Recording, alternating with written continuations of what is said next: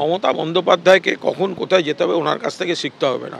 উনি আবার এগুলো বোঝেন, কখন তৃণমূলে থাকতে হবে, কোন কোন জিনিস সামনে এলে বিজেপিতে যেতে হবে, এই টাইমিংগুলো উনি বোঝেন। মমতা বন্দ্যোপাধ্যায়ের কাজ পুলিশ দিয়ে সঙ্গে সঙ্গে কড়া হাতে দোষীদের ধরানো, সেইটা চলছে। তার জন্য মমতা বন্দ্যোপাধ্যায়কে ওখানে যেতে হয়নি। আর মমতা বন্দ্যোপাধ্যায় এখন আছেন কোথায়? তিনি তো দুর্গত মানুষের পাশে উত্তরবঙ্গে আছেন। এই কথাগুলো কোনো দায়িত্বশীল নেতার কথা? পুরীতে যখন পর্যটক গণধর্ষিতা হয়েছে, তাহলে তার জন্য বিজেপি যারা করে তারা সবাই আগে দুঃখ প্রকাশ করুক। এইগুলো নিয়ে সস্তা রাজনীতি হয় না, এটা সারা ভারতবর্ষের সমস্যা, সমাজের সমস্যা। কিছু লোক বিকৃত কাম, বিকৃত মনস্ক, এই অসম্ভব কুকীর্তিগুলো এরা করে। এই রাজ্যে নারী সুরক্ষা নিয়ে যখন বিরোধীরা একযোগে রাজ্যের শাসক দল এবং পশ্চিমবঙ্গ সরকারকে নিশানা করছে, তখন এই রাজ্যের মহিলারা অন্য রাজ্যের থেকে অনেক বেশি সুরক্ষিত বলে দাবি করছেন তৃণমূল কংগ্রেসের সাংসদ সৌগত রায়। তিনি বলছেন, যে ঘটনা গত বছর আরজি করে ঘটেছিল এবং দুর্গাপুরের ঘটনা অত্যন্ত দুর্ভাগ্যজনক, কিন্তু ইঞ্চিতে ইঞ্চিতে পুলিশের নিরাপত্তা দেওয়া সম্ভব নয়, মহিলাদেরও সতর্ক থাকতে হবে। কি বলেছেন তৃণমূলের বর্ষিয়ান সাংসদ, দেখুন। बंगाल में बहुत कम होता है। बंगाल में महिलाएं का सुरक्षा दूसरा प्रांत से अच्छा है। आरजीकर कितने 1 साल हो गया आरजीकर का घटना, और एक ठो घटना हुआ, दोनों ही दुर्भाग्यजनक है, इसको बंद होना चाहिए। लेकिन महिलाओं को भी अपना कॉलेज से इतना रात में निकलना नहीं चाहिए। थोड़ा पुलिस तो हर जगह पहरा नहीं दे सकता है, तो इसको थोड़ा सावधान होना चाहिए लोगों को। हर इंच में तो लोग सुरक्षा नहीं दे सकते हैं।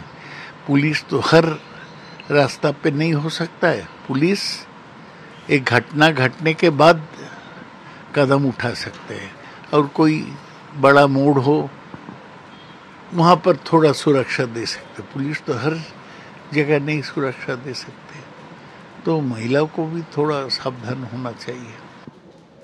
শাসক দলের এই মন্তব্য কি আসলে দোষীরা যাতে শাস্তি না পায় সেটাই সুনিশ্চিত করার চেষ্টা? প্রশ্ন তুলছে বিরোধীরা। কি বলছেন বিজেপি বিধায়ক শঙ্কর ঘোষ, দেখুন।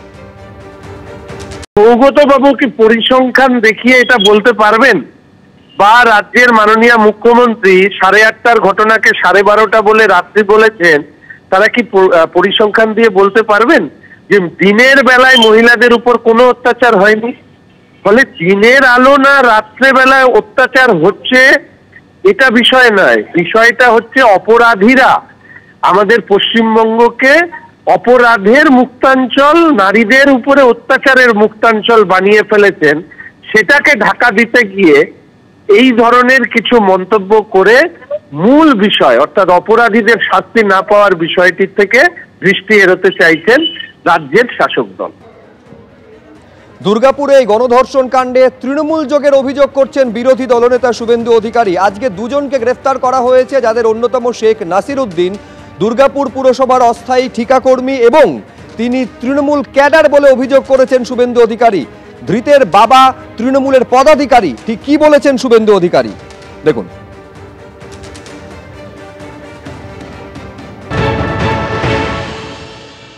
মোট 4 জন গ্রেপ্তার হয়েছে।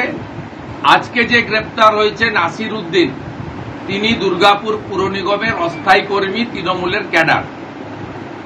ওনার বাবা পার্টির পোর্টফোলিও হোল্ডার। এই ঘটনার সঙ্গে এতদিন তো অনেক তথ্য চলছিল, আজকে আরেকটি নতুন তথ্য যুক্ত হলো যে এই গণধর্ষণের সঙ্গে সরাসরি তৃণমূল কংগ্রেসের পদাধিকারীও যুক্ত। স্বাভাবিকভাবে শাসক যেখানে শোষক, that is our chief minister. It knows everybody.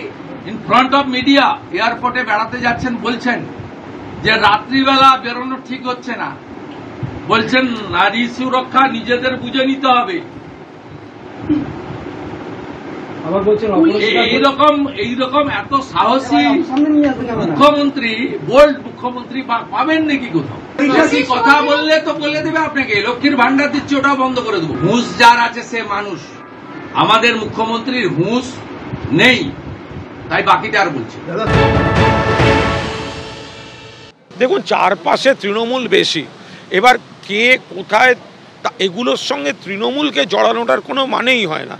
তাহলে এবার বিজেপির আত্মীয়রা কে কোথায় কোন খারাপ কাজ করছে তার দায়িত্ব সমস্ত হবে তো। পুরীর সি বিচে যারা পর্যটকদের ধর্ষণ করলো তারা কোন ধর্মের? শুভেন্দুবাবু বলুন তারা কোন ধর্মের? উন্নাও হাতরাস যারা করলো তারা কোন ধর্মের? শুভেন্দুবাবু বলুন তারা কোন ধর্মের?